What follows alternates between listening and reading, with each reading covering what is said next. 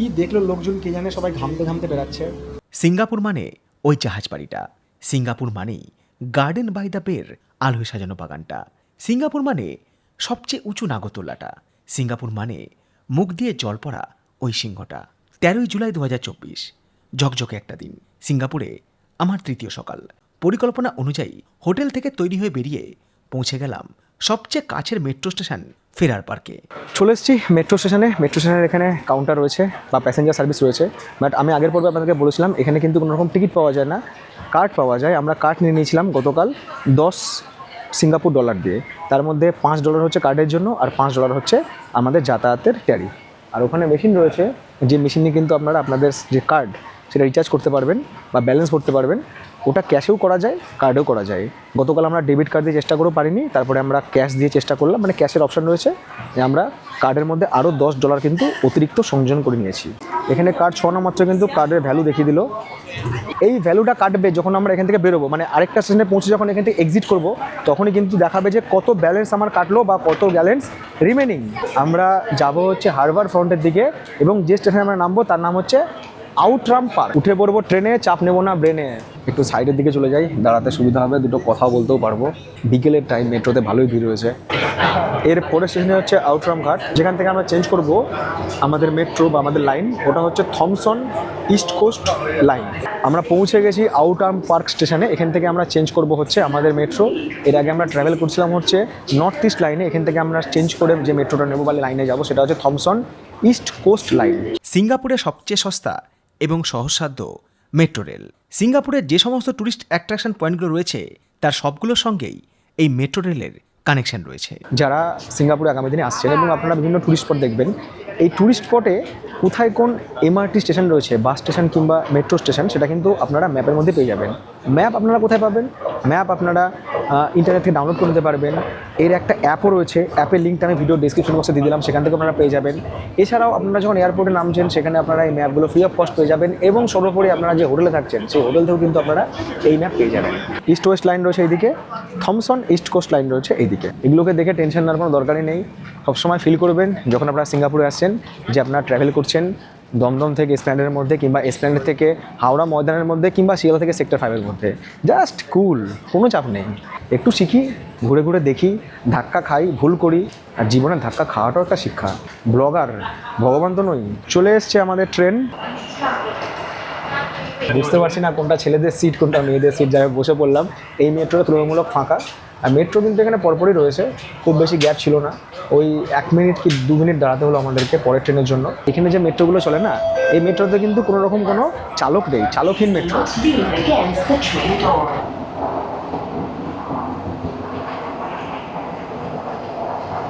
School জীবনে মানে class 10-এ পড়ার সময় কম্পিউটারে ম্যাক্স পাইন বলে একটা গেম খেলতাম। সিঙ্গাপুর মেট্রোতে উঠে এহেন দৃশ্য দেখে আমার ছোটবেলায় খেলা সেই গেমের কথাই মনে পড়ছিল। এখানে কিন্তু মেট্রো চালকহীন, কোনো চালক নেই, সামনে কিন্তু পুরো ফাঁকা। মেট্রো দেখুন কীভাবে টানেলের মধ্যে দিয়ে চলছে। কিরকম লাগছে না, কিরকম জায়গায় ঢুকে যাচ্ছে মনে হচ্ছে। কলকাতা মেট্রো কোনোদিন এসব দেখাতে পারবো না, আর এরকম জিনিস কোনোদিন আমি দেখিনি। দুবাইতে তো মেট্রো মাটির উপর দিয়ে চলে, চান্স নেই। আরে ব্যাপক লাগছে, ব্যাপক। সিঙ্গাপুরের এই মেট্রো সফরের মাঝেই আপনাদের সঙ্গে শেয়ার করব আগারোর টেন্স ম্যাসাজারের কথা, যতক্ষণে না আমাদের মেট্রো পৌঁছে যাবে ফাইনাল ডেস্টিনেশনে। এই যে আমরা সারাদিন বিভিন্ন রকম অ্যাক্টিভিটি করি, এর জন্য আমাদের কাঁধে, আমাদের আর্মসে, আমাদের রিস্টে, আমাদের ব্যাক সাইডে ব্যথা যে হবে এটা স্বাভাবিক। তো ব্যথা থেকে সাময়িক মুক্তি পাওয়ার জন্য আমি অর্ডার করেছি আগারোর মাল্টি ফাংশনাল টেন্স ম্যাসাজার। এতে রয়েছে 24 massage modes, 20 adjustable intensive settings. এটা আসে 1 বছরের ওয়ারেন্টি সহ। টেন্স ম্যাসাজার ইমপ্রুভ করে আমাদের ব্লাড সার্কুলেশন, এবং প্রায় সব ধরনের ব্যথা নির্মূল করতেই এটা কাজ করে। মোবাইল ফোনের থেকেও সাইজে ছোট, আর সেজন্যই এটা কম্প্যাক্ট এবং পোর্টেবল। এই হচ্ছে এর মেন ইউনিট, যেটাতে রয়েছে LCD screen, rechargeable lithium battery, যেটা 4 থেকে 8 ঘন্টা পর্যন্ত সার্ভিস দেয়। নিচের দিকে রয়েছে দুটো চ্যানেল, এ এবং বি। ওপরে রয়েছে পাওয়ার বাটন এবং ইউএসবি পোর্ট, আর এটাকে চার্জ করার জন্য এরই সঙ্গে আসে ইউএসবি কেবল। প্লাস এবং মাইনাস বাটন, যেটার সাহায্যে ইন্টেন্সিটি কন্ট্রোল করতে পারি এবং বিভিন্ন মোড সিলেক্ট করতে পারি। 3টে প্যাড ওয়্যার, যার দুটো আমরা কানেক্ট করতে পারি এ এবং বি চ্যানেলের সাথে। বিভিন্ন সাইজের ইলেকট্রোপ্যাড, বিগ, মিডিয়াম এবং স্মল। আমরা আমাদের শরীরের কোন কোন অংশ মাসাজ করতে চাইছি এবং শরীরের কোন অংশে কোন সাইজের প্যাড লাগাতে হবে তারও নির্দেশিকা রয়েছে এই ম্যানুয়ালে। সমস্ত অ্যাক্সেসরিজ ক্যারি করা যায় এবং স্টোর করা যায় এই কম্প্যাক্ট পাউচে। সবার উপরে রয়েছে টাইমার, আর এইদিকে রয়েছে ব্যাটারি ইন্ডিকেটর। এই স্ক্রিনে রয়েছে 6টা মোড। এই 6টা মোডের মধ্যে আরও 4টে করে মোড রয়েছে, মোট 24টা মোড। কীরকম মাসাজ আমরা চাইছি সেটা এই মোড থেকেই সিলেক্ট করতে হবে। ইলেকট্রো প্যাডের সাথে এই প্যাড ওয়্যার এইভাবে কানেক্ট করব, আর এই প্যাডগুলোতে এরকম জেল রয়েছে। আমরা আমাদের শরীরের যে অংশ মাসাজ করতে চাইছি সেখানে এটাকে জাস্ট হালকা করে আটকে দিতে হবে। এই মাসাজের ইন্টেন্সিটি বা টাইমিং বাড়াতে পারি বা কমাতে পারি। টেন্স মাসাজার ব্যবহার করার সময় কিছু সতর্কতা অবলম্বন করতে হবে, যেমন হার্টের কাছে, শরীরের জখম কোনো অংশে, গলা কিংবা মুখের আশেপাশে টেন্স মাসাজার লাগাবেন না। প্রেগনেন্সি থাকা অবস্থায় এই টেন্স মাসাজার ব্যবহার করা যাবে না।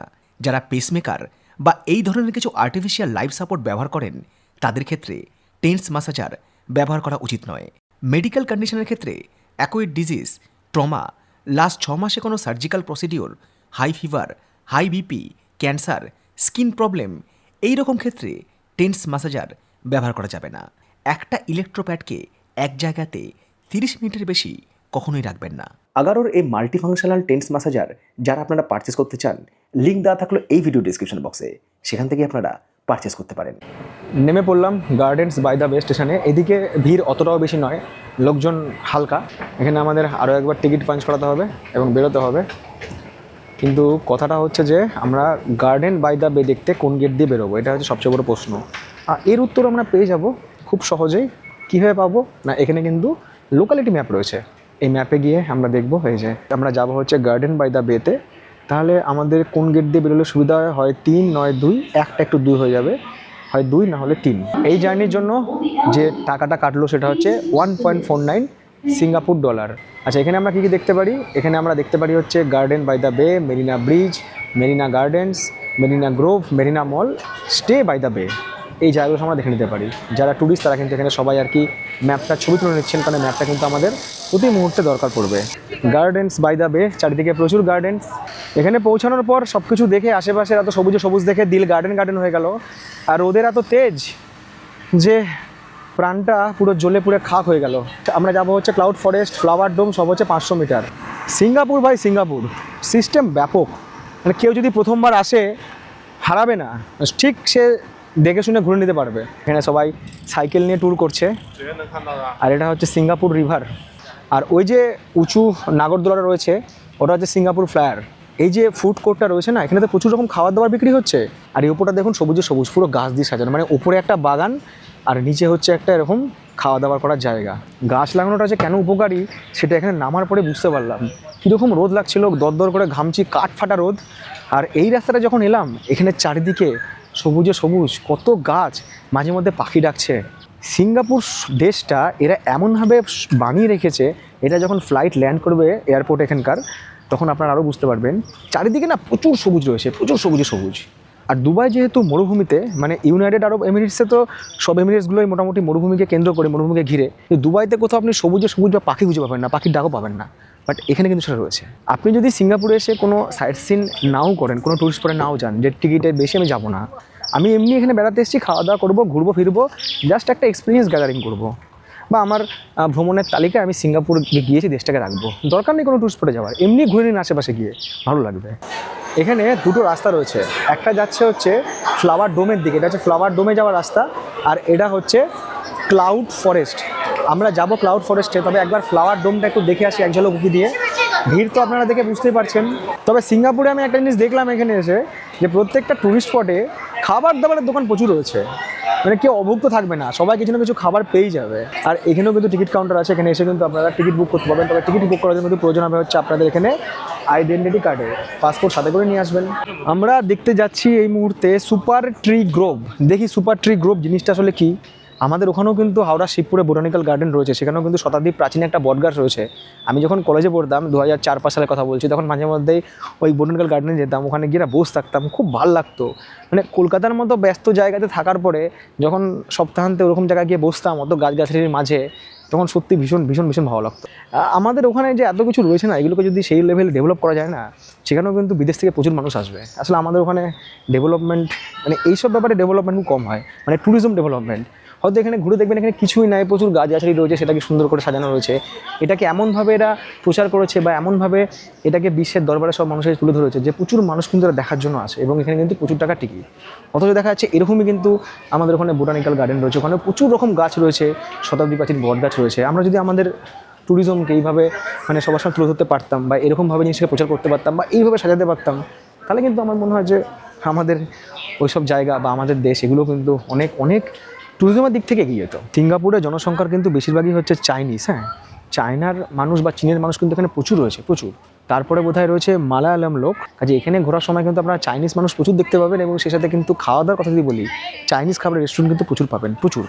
এই যে সব বড় বড় ফ্লাওয়ার ভাসের মতো দেখতে এই যে সব কাঠামোগুলো রয়েছে না, আমি জানি না এক্স্যাক্টলি এগুলো কী বলে। এখানে মনে হচ্ছে অবজারভেশন ডেক রয়েছে, অনেক ট্যুরিস্ট দেখছি এখানে উঠে পড়েছে, এবং এই একটার সাথে আরেকটা ফ্লাওয়ার ভাস কিন্তু এরকম হ্যাঙ্গিং যে রাস্তা রয়েছে তাতে কিন্তু কানেক্টেড। ওঠার জন্য কিন্তু এখানে লিফট রয়েছে, এবং এখানে খুব সম্ভবত টিকিট চেক করা হয়। সবাই এখানে দাঁড়িয়ে পড়েছে, টিকিট চেক করার পরে কিন্তু লিফট বে এইগুলোতে ওঠা যায়। এখানে যে লাইনটা পড়েছে এই লাইন দিয়ে কিন্তু ট্যুরিস্টরা উপরে যাচ্ছে, এখানে লিফট রয়েছে, এখানে টিকিট চেক করা হচ্ছে খুব সম্ভবত, এবং লিফটে করে উপরে ওঠার পর তারা কিন্তু ওই যে ওপরে সমস্ত অবজারভেটরি যে ডেক রয়েছে সেখানে পৌঁছাচ্ছে ওই হ্যাঙ্গিং রোডগুলো ধরে। আর মাথার উপরে বনবন করে ফ্যান ঘুরছে, কারণ এখানে গরম চরম। মাথার উপরে ঘুরছে ফ্যান, আর আজকে বেল্ট করতে ভুলে গেছি, খুলে যাচ্ছে আমার প্যান। কি দেখলো লোকজন কে জানে, সবাই ঘামতে ঘামতে বেড়াচ্ছে। উপরে মনে হচ্ছে ভালোই গরম, সবাই তো ঘামতে ঘামতে বেড়াচ্ছে। ওয়াও, কি লাগছে এটা, মনে হচ্ছে 3D সিনেমা দেখছি।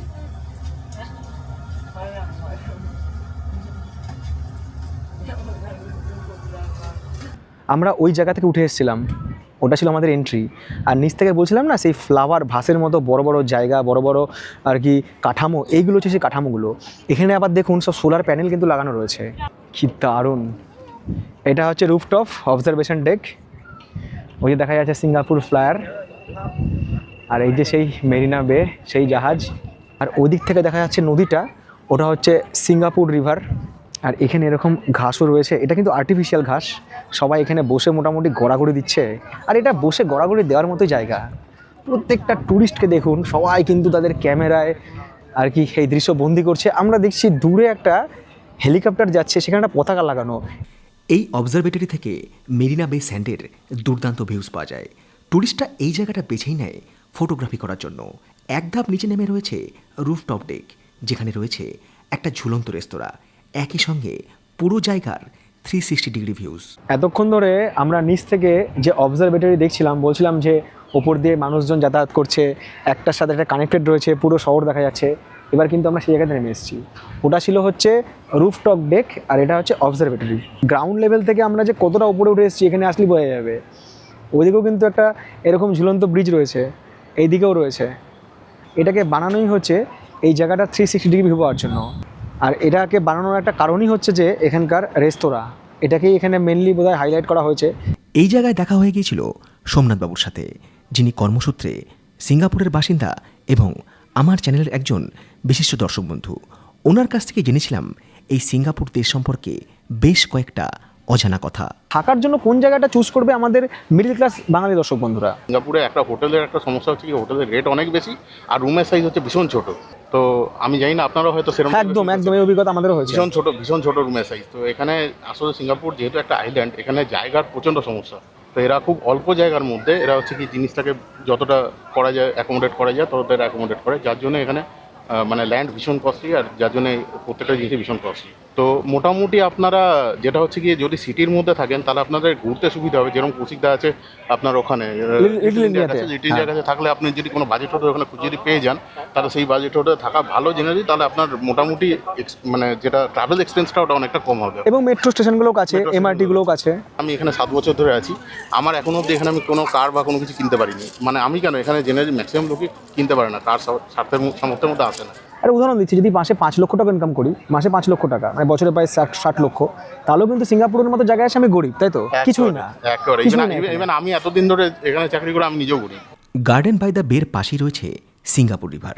সেটাকে একদিকে রেখে আমরা চলেছি সেই কাউন্টারের দিকে যেখান থেকে এই রিভার ক্রুজ করানো হয়।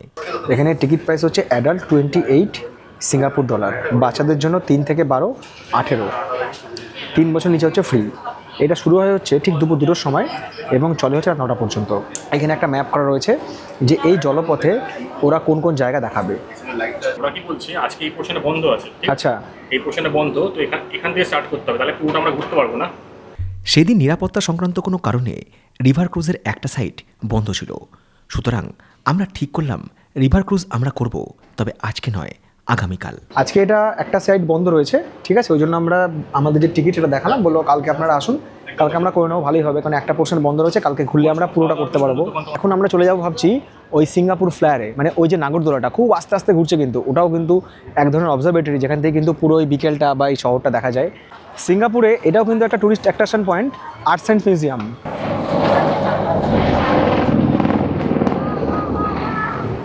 সিঙ্গাপুর ফ্লায়ার বা উঁচু নাগরদোলাতে যেতে গেলে এই ব্রিজটা পার করতে হয়। এটা একরকম অবজারভেশন পয়েন্টও বটে, কারণ ট্যুরিস্টরা বিকেল হলেই এই জায়গায় ভিড় জমায় ক্যামেরা হাতে। খুব ভালো সানসেট দেখা যায় এই পয়েন্ট থেকে। আজকের দিনে ভিড়টা যেন কিছু বেশি, তার কারণটা অবশ্য পরে জেনেছিলাম। এখানে এরকম সমস্ত ডাস্টবিন রাখা রয়েছে, যারা ট্যুরিস্ট, যারা এখানকার লোকাল লোক, সবাই কিন্তু ডাস্টবিন ব্যবহার করছে। বিন কথাটা এখানে এই জন্যই হাইলাইট করলাম, এখানে এত রকম ট্যুরিস্ট রয়েছে, প্রায় অনেকের হাতেই কোনো না কোনো খাবারের প্যাকেট কিংবা পানীয় রয়েছে, কিন্তু এই রাস্তার আশেপাশে কোথাও একটাও কাগজের টুকরো পড়ে নেই। এই সমস্ত বিল্ডিংগুলোতে লাইট জ্বলে উঠবে, তার রিফ্লেকশন নদীতে এসে পড়বে, চারিদিকে শুধু ট্যুরিস্ট। আর সেই সাথে মানুষ যেমন এখানে বসে বসে এখানকার ভিডিও শ্যুট করছে, তেমনি এখানে কিন্তু একটা পরিবার দেখুন এরকম বসার জায়গা নিয়ে এসছে এবং সেখানে কিন্তু বসে তারা টুকটাক খাওয়া দাওয়ার সাথে সাথে কিন্তু এই সুন্দর বিকেলটা উপভোগ করছে। হ্যালো, সিঙ্গাপুর দেশটা যে কস্টলি এই নিয়ে কোনো সন্দেহ নেই, কিন্তু যদি কারো কাছে অপশান থাকে সিঙ্গাপুর না দুবাই, সেক্ষেত্রে আমি বলবো অন্তত দিন তিনেকের জন্য সিঙ্গাপুর ট্যুর প্ল্যান রাখুন। কারণ সিঙ্গাপুরে একটা অন্যরকম সৌন্দর্য আছে, যেটা দুবাইতে গিয়েও আমি খুঁজে পাইনি।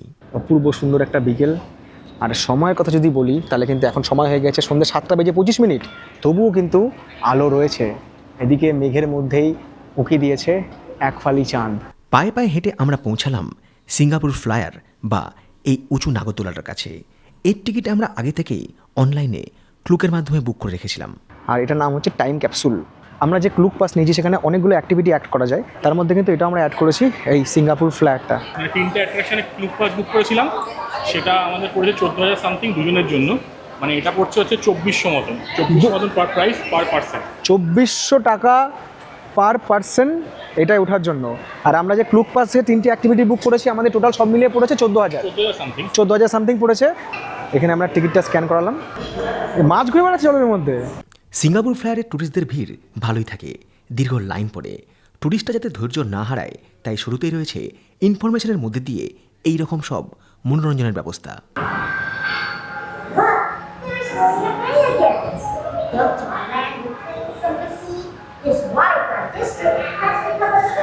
এই জায়গাটাকে এই জন্য এরকম বানানো হয়েছে যাতে যারা এখানে ভিজিট করতে আসবে তারা কোনো বোর না হয়, তারা যে লাইনে দাঁড়িয়ে বোর হবে তারা বোর না হয়, এই জন্য কিন্তু এরকম করা রয়েছে। সিঙ্গাপুর ফ্লায়ারের উচ্চতা হচ্ছে 165 মিটার এবং এটা হচ্ছে এশিয়ার সব থেকে টলেস্ট বা দীর্ঘতম ফ্লায়ার। আরও একটা রয়েছে ওয়ার্ল্ড টলেস্ট, এটা হচ্ছে 168 সেন্টিমিটার।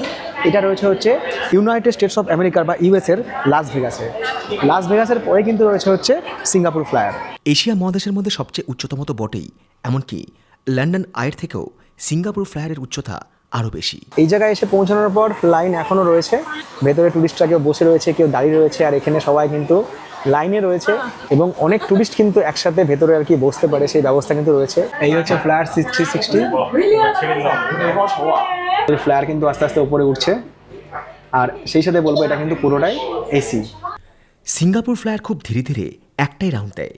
ভেতর থেকে এই অনুভূতিটা সহজে আসে না যেটা ঘুরছে, শুধু আশেপাশের শহর একটু একটু করে হারিয়ে যায় চোখের নিচে।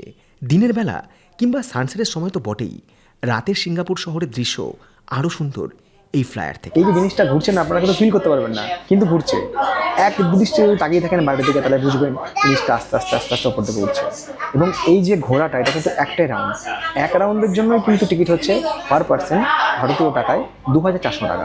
সেই দিনটা ছিল শনিবার।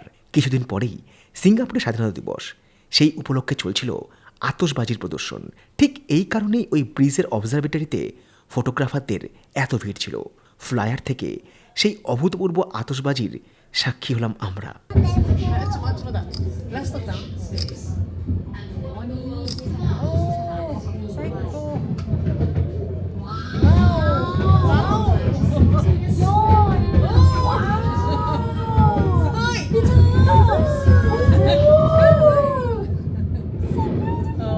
আমাদের পরবর্তী অ্যাক্টিভিটি ছিল গার্ডেন বাই দ্য বের ক্লাউড ফরেস্ট। এই ক্লাউড ফরেস্টের টানে বহু ট্যুরিস্ট বিভিন্ন জায়গা থেকে এই সিঙ্গাপুরে ছুটে আসে, কিন্তু ঘড়ির কাঁটা ঘোষণা করেছে রাত 8:30। সুতরাং আজকের মতো ক্লাউড ফরেস্টের এন্ট্রি অলরেডি বন্ধ হয়ে গিয়েছে। লাস্ট এন্ট্রি হচ্ছে রাত্রি 8:30। অলরেডি সিঙ্গাপুর ফ্লাইট থেকে নামতে নামতে আমাদের বেজে গিয়েছিল 8:30। যখন নিচে এসে রাস্তা পার হইলাম তখন বেজে গিয়েছে প্রায় 15টা। তো আজকে ওখানে গিয়েও কোনো লাভ নেই। আগামীকাল আমরা আছি এখানে, আগামীকাল আমরা এখানে আসবো। সিঙ্গাপুর ফ্লায়ারের নিয়ারেস্ট এমআরটি প্রমেনান্ট, আমরা সেখানে এলাম। এখানে দুটো লাইন রয়েছে, একটা হচ্ছে হারবার ফ্রন্ট, একটা ডাউন টাউন লাইন। আমরা যাবো হচ্ছে লিটল ইন্ডিয়া, এই জন্য আমরা চলে এলাম হচ্ছে ডাউন টাউন লাইনে। স্টেশন থেকে কিন্তু দুদিকে মেট্রো যায়। উপরে ছিল হচ্ছে সার্কেল লাইন, সার্কেল লাইন আমরা ধরবো না, আমরা নেমে নেওয়া হচ্ছে নিচে, কারণ আমরা ধরবো হচ্ছে ব্লু লাইন, যেটা হচ্ছে ডাউন টাউন লাইন। এবং এখান থেকে আমাদের গন্তব্য হচ্ছে লিটল ইন্ডিয়া স্টেশন। প্রচুর ভিড়ভাড় ঠেলে উঠে পড়েছি ট্রেনে। ওঠার সময় একটা জিনিস এখানে ফলো করলাম, দরজার ধারে দাঁড়া গাড়ি আছে, তারা কিন্তু সরছে না। আমাদের ওখানে যেমন সর বা সরু লোকে দাঁড়ায়, এখানে তা নয়, সবাই দাঁড়িয়ে আছে। একটু আমি এক্সকিউজ মি বলে একটু দাদা সরুন দিদি সরুন বলে ফাইনাল উঠে পড়লাম। এবং শেষে ছেড়ে দিল আমাদের ট্রেন। আমাদের গন্তব্য হচ্ছে লিটল ইন্ডিয়া। প্রচুর ভিড়ভাড় ঠেলে আমরা পৌঁছে গেছি লিটল ইন্ডিয়া স্টেশনে। লিটলটা বাদ দিলে এটা ইন্ডিয়া, আর এখানে ইন্ডিয়ার মতোই আর কি ভিড়। ট্রেনটা কি নাম দেবো বুঝতে পারলাম না, বনগা লোকাল না গেদের লোকাল না ক্যানিং লোকাল নাকি কৃষ্ণনগর লোকাল নাকি রানাঘাট লোকাল নাকি শান্তিপুর লোকাল, সেটা আপনারাই দেবেন। আমাদের ভাড়া কাটলো হচ্ছে 1.09। এই এসকেলেটার ধরে উঠতে উঠতে একটা তথ্য আপনাদের দিই, আমি জানতাম না, আমার সঙ্গে যে দর্শক বন্ধু রয়েছেন সোমনাথবাবু উনি বলছিলেন এটা সিঙ্গাপুরের নিয়ম। এই এসকেলেটারে দুটো দিক রয়েছে, রাইট সাইড লেফট সাইড।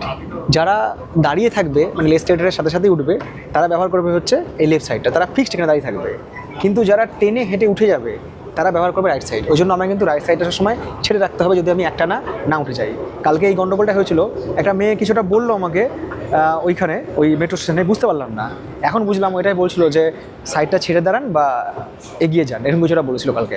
এখানে 3টে রাস্তা রয়েছে, টেক্কা সেন্টার কি সেরাঙ্গুন রোড আর রেস কোর্স রোড।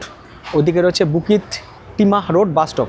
আকাশ মেঘে ঢাকা পড়েছে, জানি না কালকে সকালে আমাদের জন্য কি অপেক্ষা করছে। এটা হচ্ছে এখানকার ওয়েট মার্কেট, কাঁচা সবজি, তারপরে হচ্ছে মাছ, মানে মাছের বাজার যেটাকে বলে সেটাই কিন্তু হচ্ছে এখানকার ওয়েট মার্কেট। ভারতীয় বলতে গেলে দক্ষিণের মানুষই বেশি, আপনারা চেহারা দেখে বুঝতে পারবেন, তাদের কথা শুনে বা তাদের কিন্তু গেট আপ দেখে সাজ পোশাক দেখে বুঝতে পারবেন সাউথ ইন্ডিয়া। হঠাৎ করে মনে হবে লিটল ইন্ডিয়া নয়, এখানে এই কথাটা প্রযোজ্য হতো যে সাউথ ইন্ডিয়া। এবং অনেকের সঙ্গে কথা হচ্ছে, তারা সবাই বলছে তামিলনাড়ু, কেউ বলছে চেন্নাই, এরকম দিক থেকে বেশিরভাগ মানুষই এসছে। আর এই হচ্ছে এখানকার বাস, এসজি বাস। আমরা এই দুদিন সিঙ্গাপুরে থেকে বাসে চাপতে পারিনি। এটার নাম হচ্ছে কমলা বিলাস। এটা এখানকার একটা মনে হচ্ছে বিখ্যাত ভেজিটেরিয়ান রেস্টুরেন্ট, কারণ প্রচুর মানুষ কিন্তু এখানে খাওয়ার জন্য লাইন দিয়েছে। যখন আমরা হরিদ্বারে যাই তখন ওখানে থাকে না মাসির হোটেল, দাদা বৌদির হোটেল, পিসির হোটেল, এরকম থাকে। তো যেগুলো দেখবেন ওই আদি মানে পুরনো হোটেল, ওখানকার লোকজন জানে, তার বাড়ির লাইনটা খুব বেশি পড়ে। তো এখানেও কিন্তু ব্যাপারটা তাই। এই কমলা বিলাস যে দোকানটা দেখলাম সেখানে কিন্তু ভিড় ভালোই রয়েছে। আর এখানে আশেপাশে যতগুলো গলি রয়েছে না, সব জায়গায় কিন্তু খাবারের দোকান রয়েছে। লিটল ইন্ডিয়াতে হোটেল কিংবা রেস্তোরাঁর পাশাপাশি গিফট শপ এবং টয় শপও রয়েছে। ড্রোনও রয়েছে, অনেক গাড়িও রয়েছে। আসলে বাক্সগুলো এত বড়, আমি কি করবো, এত বড় তো না যাবে না। আমাদের জুনিয়র বারবার ভিডিও কল করে আমাকে বলেছে তার জন্য একটা খেলনা নিয়ে আসতে হবে। আমি সেই চেষ্টাই করছি। ফ্লেম বাবা, ধোঁয়া বেরোচ্ছে গাড়ি দিয়ে। এই দোকানগুলোতে অনেক ধরনের খেলনা রয়েছে, তবে একটাই সমস্যা, এখানে কোনো বার্গেনিং চলে না, দাম ফিক্সড। তবে খেলনা কেনার পর ওনারা সেটাকে টেস্ট করে দেবে। এবার ছবি তুলে একটা পাঠিয়ে দিই, যদিও কিছু জেদ ট্রেদ করে না, না নিয়ে গেলে খারাপ লাগে। জেদ যদিও নেই, কিঞ্চিত এক্সপেকটেশন আছে। আর যতদিনে এই ভিডিও বানিয়ে আমি আপনাদের সঙ্গে শেয়ার করছি, ততদিনে ওই গাড়ি এখন টুকরো টুকরো হয়ে এদিকে ওদিকে ছড়িয়ে ছিটিয়ে আছে। কখনো কখনো মনে হয় আজকের এই প্রজন্মের কাছে সব কিছুই বড্ড সহজ, বড্ড সস্তা। পুরো লিটল ইন্ডিয়া জুড়ে রয়েছে বেশ কিছু দোকান, যেখান থেকে কিনে আনার মতো অনেক কিছুই রয়েছে। তারই কিছু নমুনা আপনাদের সাথে শেয়ার করছি। কি রিংস রয়েছে যেগুলো সেল মাত্র $1। ছাতা বিক্রি হচ্ছে, ব্যাগ বিক্রি হচ্ছে, এরকম সব ব্যাগ আছে যেগুলোর দাম হচ্ছে 10 সিঙ্গাপুর ডলার। যারা রয়েছেন চকলেট প্রেমী তাদের জন্য কিন্তু এখানে বিক্রি হচ্ছে chocolate 3 for 12 Singapore dollar. 1 piece of বাদাম। এখানে চকলেট রয়েছে, বললো যে এটাই বেস্ট চকলেট এখানকার। 3টে এরকম কন্টেনারের দাম হচ্ছে 10 মানে হচ্ছে 620 টাকা। তো এগুলো কিন্তু আপনারা নিতে পারেন আপনাদের ফ্যামিলি মেম্বারদের জন্য বা নিজের জন্য। এছাড়াও এখানে বহু রকম চকলেট রয়েছে। এটা যেমন 4টে প্যাকেটের দাম হচ্ছে 10, এটাও তাই, এটাও তাই। আরে প্যাকেট চকলেট, ভর্তি চকলেট। আপনারা সব রকম কিন্তু চকলেটের ফ্লেভার এখানে পেয়ে যাবেন। যারা চকলেট প্রেমী, সিঙ্গাপুর এসে যারা চকলেট নিয়ে যেতে চাইছেন তারা কিন্তু অবশ্যই আসবেন লিটল ইন্ডিয়াতে। এখানে অনেক দোকান পাবেন যেখানে কিন্তু এরকম ঢালাও চকলেট বিক্রি হচ্ছে এবং এগুলো যা দাম বলছে অনেকটাই কম। এইরকম 3খানা প্যাকেট, এরকম ভর্তি চকলেট 3খানা প্যাকেটের দাম পড়ছে এখানে মাত্র 12 সিঙ্গাপুর ডলার। খেলনার দোকান, চকলেটের দোকান, খাওয়া দাওয়ার দোকান, ব্যাগের দোকান, টি শার্টের দোকান সব কিন্তু এখানে রয়েছে। এটা দক্ষিণ ভারতীয় কোনো মন্দির, কারণ ওই ধাঁচেই তৈরি মন্দির। আর মন্দিরের সামনে কিন্তু দেখুন, মন্দিরে পুজো দেওয়ার জন্য যে সমস্ত জিনিসের প্রয়োজন হয় সেগুলো কিন্তু সবই বিক্রি হচ্ছে। এই দেখুন এখানে ড্রোনও বিক্রি হচ্ছে। What is the price of the drone? 22, only 22। Wow, drone RC with camera. এই ফেয়ার ভ্যালুর কথাই বলছিলাম আমি, যেখানে কিন্তু সব কিছু অনেক কম দামে পাওয়া যায়, বিশেষ করে জলের বোতল টোতল এখান থেকে কিন্তু না যেতে পারে। আর এই দিকটায় রয়েছে ফ্রুটস মার্কেট, যেখানে ফল টল বিক্রি হচ্ছে। এই গলিতে আসার পর কিন্তু অনেক কথা কানে আসছে, ফোন দিতেছিলাম কোনো সমস্যা নাই, এইটার কত দাম, এরকম কিন্তু অনেক শব্দ শুনতে পাচ্ছি, ওয়ার্ড শুনতে পাচ্ছি যেগুলো বাংলাদেশে শোনা যায়। সুতরাং এখানে আসলে কিন্তু মনে হবে আমরা বাংলাদেশের ঢাকার কোনো একটা গলিতে চলে এসেছি। এদিকে রয়েছে হাজি বিরিয়ানি, এদিকে রয়েছে রূপসী বাংলা, মুস্তাফা রেস্টুরেন্ট। এখানে আবার ফরেন লিকারের দোকানও দেখলাম। আর সেই সাথে মনে হলো এই গলিটা কিন্তু মানে রাস্তায় কিন্তু হয়। আশা করি বুঝে নিয়েছেন, আমি আর নতুন করে আপনাদের কিছু বলছি না। এখানকার সিস্টেম হচ্ছে সেলফ সার্ভিস, ওখানে গিয়ে বলতে হবে আমাদের খাবার দিন। আমি বাংলাদেশে আগে খেয়েছি, ওই জন্য আমার একটু ধারণা আছে। বললাম যে 3টা ভাত, একটা ডাল, একটা আলু ভর্তা আর 2টা চিকেন। প্রচুর ভাত, মানে আজ রাতে তাদের সকালে খাওয়া হয়ে যাবে। সেই সঙ্গে দিয়েছে হচ্ছে এরকম আলু ভর্তা, এই দিয়েছে ডাল, এই দিয়েছে হচ্ছে চিকেন। আমরা 2 প্লেট চিকেন নিয়েছি আর সেই সঙ্গে দিয়েছে লেবু আর হচ্ছে শসা। ঢাকা রেস্টুরেন্টে আমাদের খাওয়া দাওয়ার পর্ব শেষ। আর এখানে আমাদের সব মিলে টোটাল বিল হচ্ছে 14.5 সিঙ্গাপুর ডলার। একটু দামগুলো আপনাদের বলে দিই। ভাত হচ্ছে এখানে $1, চিকেন হচ্ছে এখানে $4, 1 প্লেট চিকেন দুজনের হয়ে যাবে। একবারই ডাল নিয়েছে হচ্ছে $1, এক বাটি আলু সেদ্ধ বা আলু ভর্তা ওটা নিয়েছে হচ্ছে 1, এবং জলের বোতল নিচে হচ্ছে 1.5। সব মিলে আমাদের বিল হচ্ছে 14.5। ঠিকই আছে দাম মোটামুটি এখানে যা দেখলাম। এখানে কিন্তু ভাত ডাল সবজি মাছ মাংস সবার সঙ্গে সঙ্গে কিন্তু রুটিও পাওয়া যায়। রুটি বা কেউ যদি মনে করেন স্ন্যাক্স আইটেম খাবে, তন্দুরি, নান, অনিয়ন পকোড়া, পেঁয়াজি, ঝালমুড়ি, মোগলাই, পায়া, কাচ্চি বিরিয়ানি, চিকেন বিরিয়ানি, সেগুলো কিন্তু এখানে আপনারা পেয়ে যাবেন যদি আপনারা আসেন। শুধু ঢাকা রেস্টুরেন্ট বলেই নয়, মানে এটা কোনো প্রমোশন নয়, ঢাকা রেস্টুরেন্টের আশেপাশে কিন্তু প্রচুর রেস্টুরেন্ট রয়েছে যেখানে কিন্তু আপনারা এরকম খাবার দাবার খেয়ে নিতে পারবেন। এখান থেকে জলের বোতল নিলাম, এখান থেকে জলের বোতলের দাম নিল হচ্ছে 2 লিটারের জলের বোতল 1.50 সিঙ্গাপুর USD। এর আগে আমরা 7-Eleven জলের বোতল নিয়েছিলাম, ওখানে কিন্তু জলের বোতলের দাম বেশি ছিল, আপনারা দেখেছিলেন 2.4 কি 3 এরকম কিছু রেট নিয়েছিল। বাট লিটল ইন্ডিয়া থেকে জলের বোতলের দাম কম রয়েছে। তো যারা আপনারা সিঙ্গাপুরে বেড়াতে আসছেন, যারা লিটল ইন্ডিয়ার আশেপাশে আসছেন, এখানে হোটেল নেওয়াটা আপনাদের ক্ষেত্রে সুবিধাজনক হবে। সেক্ষেত্রে কিন্তু আপনারা জল বলুন বা খাওয়া দাওয়া বলুন বা টুকটাক কেনাকাটার জন্য কিন্তু আপনারা এই চত্বরেই আসবেন এবং এখান থেকে জিনিসপত্র নেবেন, তাহলে কিন্তু আপনাদের খরচ অনেকটাই কমে যাবে। লিটল ইন্ডিয়াতে বাংলা রেস্টুরেন্টের পাশাপাশি প্রচুর ভারতীয় দোকানও রয়েছে, যেখানে প্রায় সব ধরনের জিনিসই কিনতে পাওয়া যায়, যেগুলো আমরা মুদিখানা কিংবা স্টেশনারি দোকান থেকে কিনে থাকি। 7-Eleven আমি আপনাদের আর রেকমেন্ড করবো না। সিঙ্গাপুরে 7-Eleven দাম সত্যি বেশি। আমরা যে এই লিটল ইন্ডিয়াতে রয়েছি না, আমাদের হোটেলের পাশেই দোকান রয়েছে, আমরা জানতাম না, আজকে রাত্রে এসে দেখছি। তাই এখানে জলের দামও কম, কোল্ড ড্রিঙ্কসের দামও কম, খাবার দাবারের দামও কম, জিনিসপত্রের দামও কম।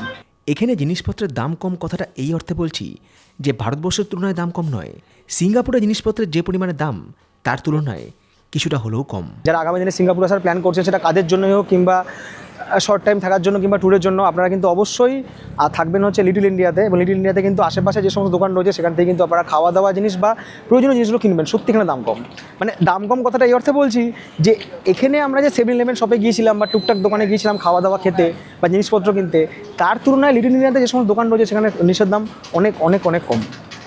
মানে আমরা যদি আগে একটু এদিকটা আসতাম, একটু ঘোরাফেরা করতাম না, তাহলে আমাদের খরচ এখানে আরও কিছু তো কম হতো মানে হয়তো আমাদের আরও 30-40 সিঙ্গাপুর ডলার খরচ কম পড়তে পারতো। আর ভিডিও শেষ করার আগে বলবো, ট্রিপ সংক্রান্ত যদি আপনাদের কোনো প্রশ্ন থাকে তাহলে আপনারা কিন্তু আমাকে ইমেল করতে পারেন অথবা ইনস্টাগ্রামে যোগাযোগ করতে পারেন।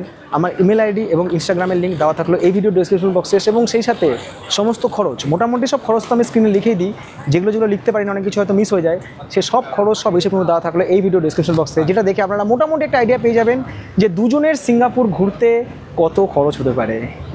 সবাইকে টাটা, ভালো থাকুন, গুড নাইট, লাভ ইউ।